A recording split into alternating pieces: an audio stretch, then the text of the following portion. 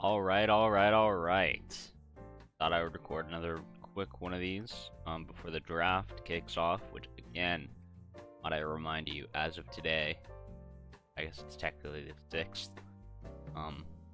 So in 2 days, on July 8th, this Monday at 9 p.m. EST Standard, the King's Court Pokemon League draft will officially begin. So, now don't want to miss it. That'd be very sad for you and your drafts. But for that, I figured I'd bang another one of these out. This is not going to be nearly as text dense or prepared heavy. What's the word? I'm not preparing as hard for this. A lot of this is going to be off the dome, accompanied, of course, with some slides to help give you some visual accompaniment. So, today's topic is going to be on hazard control and what it means for you and your draft team. So, what are all these hazards? What's the big deal? And of course, why should you care about these guys? Let's start off by talking about the rocks, these big pointy rocks. They are the best hazard in the game. And why is that? That is, of course, because they hit everything. They hit every target. For one click, you get 12% on neutral targets. And I could stop right there, and it'd still be an amazing move. But it gets even better. Any Pokemon weak to rock take 25 or 50 on switch-in, depending on if they are weak to rock, 2x or 4x. This, of course, also has the reverse effect, where any Mons who are resistant to rock take less damage from rocks. But for the most part, you're going to be hitting most things in the game for this 12% on neutral targets. So 12% every time you switch in, or every time your opponent switches in, which may not seem a lot on first glance, but that's probably just because you're not thinking about how many times you and your opponent switch in. Even in the hyper offense matchups, where there's going to be as little switching as possible. Maybe there's only a small handful of switch-ins per game. First of all, even for the minimum 5 switch-ins that you have to do if you are going to kill all of your Pokemon, kill all the enemy Pokemon, is going to be around 60% on average there, which I mean is well worth a click, especially because it's consistent damage, as we'll talk about in a second. But just comparing rocks to spikes and toxic spikes, it's clear why rocks are definitely considered the best in the game. For one click, they get you all of this. And spikes also get you 12% on that first click there, but they only hit grounded targets, which means there's a large portion of the cast it's going to be hovering above those spikes and is going to be taking 0, as opposed to stealth rocks, which, of course, hit everything, so long as not wearing those fancy heavy-duty boots. Of course, spikes also has the upside of doing more damage, up to 3 spikes you can layer. And of course, I do want to briefly mention spikes. The first one is the best one by far, and the second one is the worst. As you can see, you only get 5% increase for getting the second spike down. So while it is nice, honestly, unless you're really going for that third spike, I wouldn't really bother with that second spike. But that being said, getting to that third spike is going to be a nice little 8% increase. Gonna be pretty worth it. 25% is a lot to take in on switch-in, so just something to think about there. We'll also be briefly mentioning toxic spikes, which of course, when you set up one, poison your opponent's Pokemon on switch-in, and then toxic when you have set up 2. But why should you care about hazards? That is, of course, because it's consistent. It is consistent damage that you can guarantee that your opponent is going to be taking. It's also very important in even offense matchups. Why is that? It's going to be breaking things like sashes. It's going to be breaking sturdies, and it's going to be making these offensive tools very easy to deal with, especially since you can't be running sash and boots. You can't be depending on these things when rocks are up on the field. And it's also one of the best punishes for things like U-turn cores. So that Volt turn core, if you're against offense and they're just keeping up momentum versus you, you don't know what to do. You can never really stick any hits because you're too busy on the backbone switching.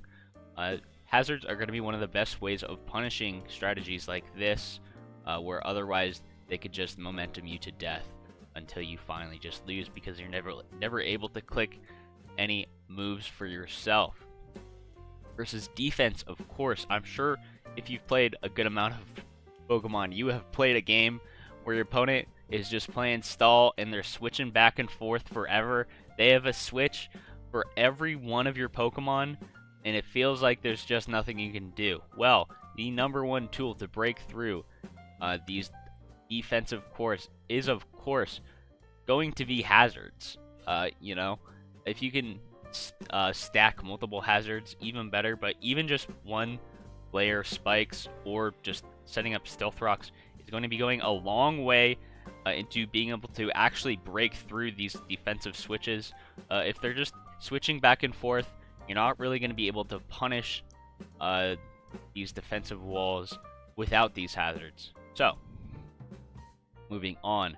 Hazards are good. Obviously, we've established that you want to have hazards. But with every mechanic in Pokemon, well, most mechanics in Pokemon, there is going to be counterplay. And here is the counterplay for us, that being our Lord and Savior, Great Tusk. And here he is to talk about hazard removal.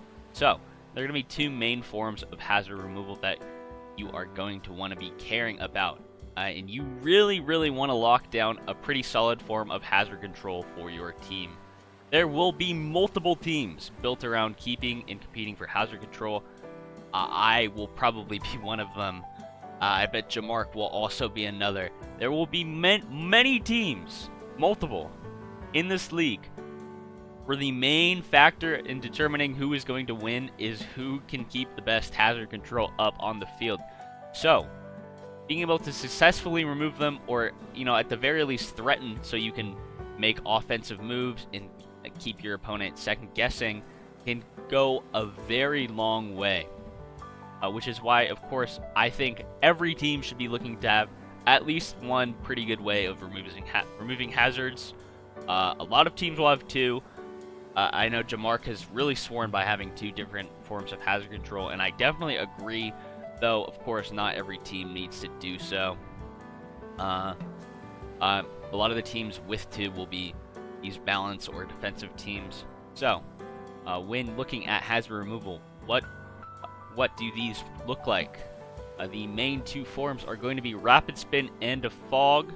Rapid Spin is the better move if successfully pulled off. It's an attack, does a pretty decent base damage, and much more importantly, it gives a +1 boost to speed if you successfully get off a Rapid Spin.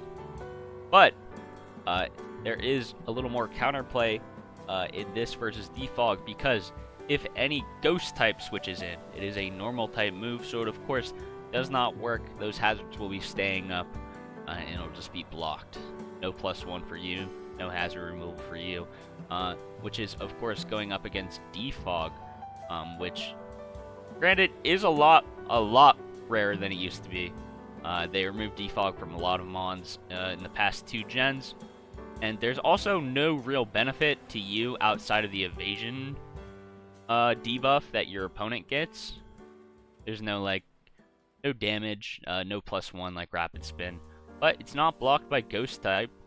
It is disrupted by Taunt though, so something to look out for there. Potential form of counterplay that Rapid Spin does not have, and much more importantly, it removes both sides of hazards. So if you and your opponent both have rocks up and you click Defog, both of those are going to go away. Just cleans up the whole field for both.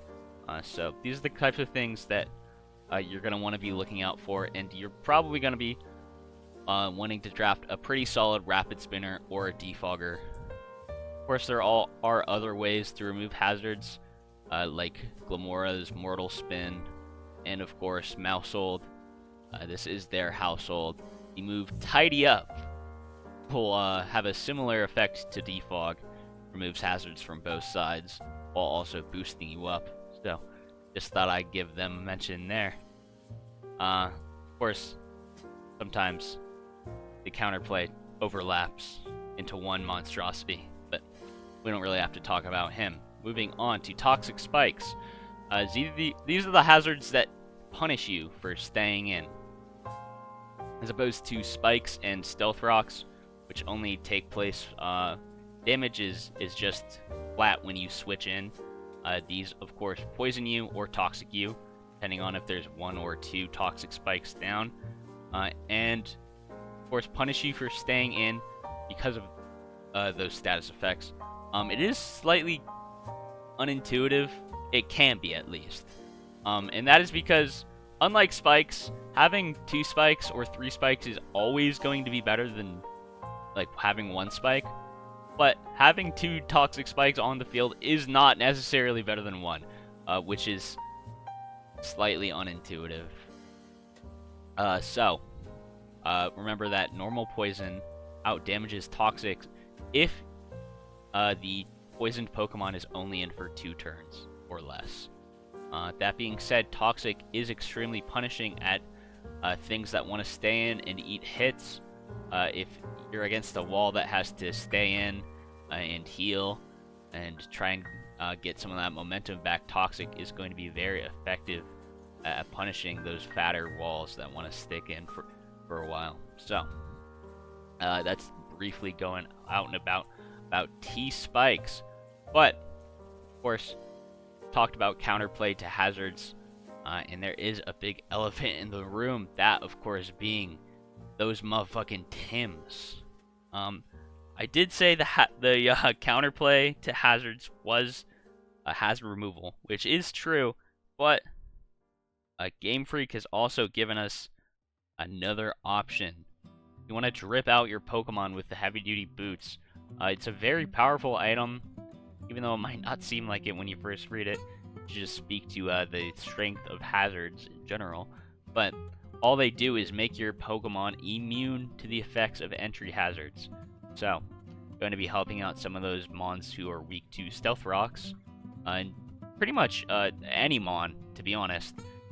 Every Mon in the game can benefit from heavy-duty boots. Just very safe, very powerful, but of course, even these powerful items have some counterplay and some opportunity cost. Of course, leaving other powerful effects on the bench.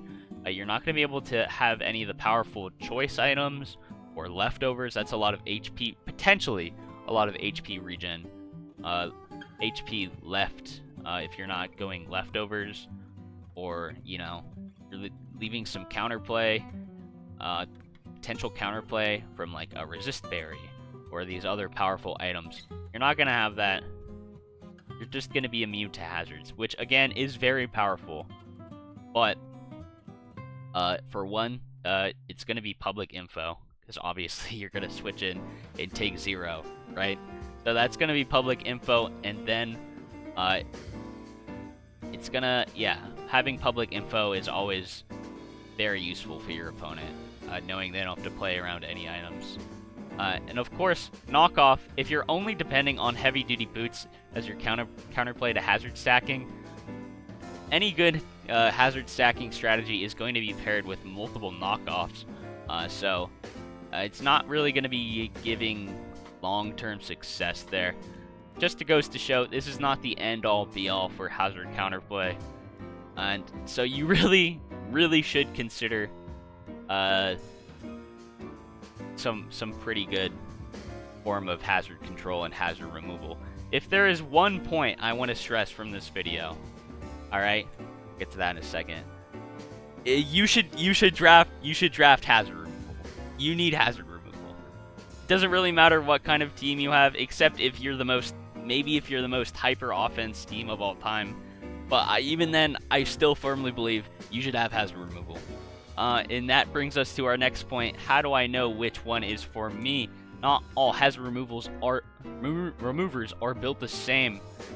Say, for example, Great Tusk, the most expensive hazard removal in the draft, sitting at a nifty little 25 points. But that is not because he's going to be able to get a lot of spins off.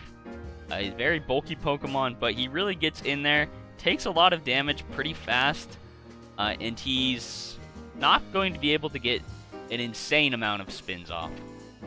He's mainly so high points because he's so threatening, and he's going to be able to threaten any ghost types that want to switch in, going to be able to do a lot of damage on his way out, and also have that versatility of being able to remove hazards versus something like Cyclizar, which probably over the course of a long game is going to be able to get a lot more spin-offs than Great Tusk can, but it's going to be a lot less threatening on its own. So it's a trade-off there. Do you want the more threatening Wall Breaker, or do you want something that's going to sit back but get you more rapid spins over a course of a long game?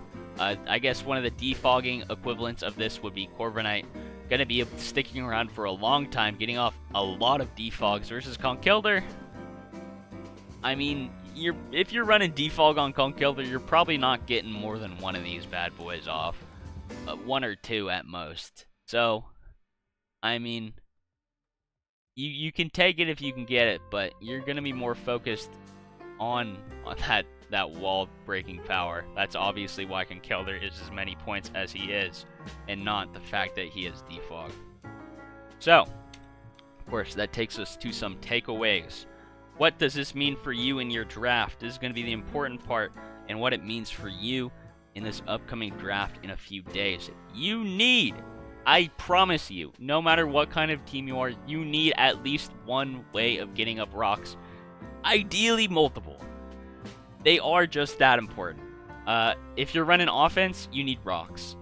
You really need rocks. If you're running defense, you need rocks. If you're running any kind of style, you probably need rocks. Or at the very least, you need to threaten rocks. You need to have that tool at your disposal. And honestly, the more the better. There's a lot of mons that get rocks. So it's not like this is a very hard requirement to fill. But you absolutely need rocks. Setting up spikes and toxic spikes. Optional. Technically, but recommended at the very least. You know, with these leagues, you always want to have as many options at your disposal as possible. But if you have a way to set up rocks, you know, you don't need a way to set up spikes or toxic spikes. It's gonna, you know, it's not gonna make or break your draft, probably. Slightly related to toxic spikes, I forgot to mention this, but a grounded poison type, a poison type who touches the ground, is not a flying type or a levitate Pokemon, removes toxic spikes upon switching. So if you set up toxic spikes and your opponent sends in muck, they are absorbed by muck and they just go away completely. So having a grounded poison on your squad could go a long way. Gives you a little more flexibility when you're up against toxic spikes, and just something to think about there. Again, not necessarily needed, but recommended for sure. Definitely recommended. This last point, extremely not just recommended. I would say you need at least one form of hazard removal. Again, ideally you have more than one, you know, but I mean, not every draft is going to be able to fulfill that. I already know that, you know. They're going to be tightly contested mons. So identify what kind of hazard removal you want for your team. You know, again, like we talked about on the last slide, what you're looking for in your hazard remover. And go from there and get at least one of these bad boys. If you can't get your ideal hazard remover, just snatch another one. I promise you, you'll want it. You really will. So, that's about all I have for now, and yeah, see you on Monday for the draft.